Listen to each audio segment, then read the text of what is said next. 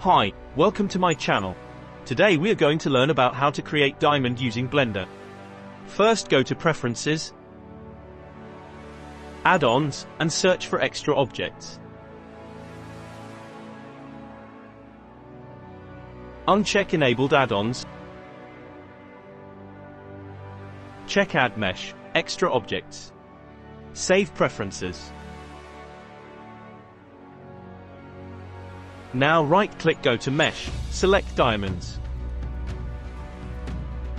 There you go.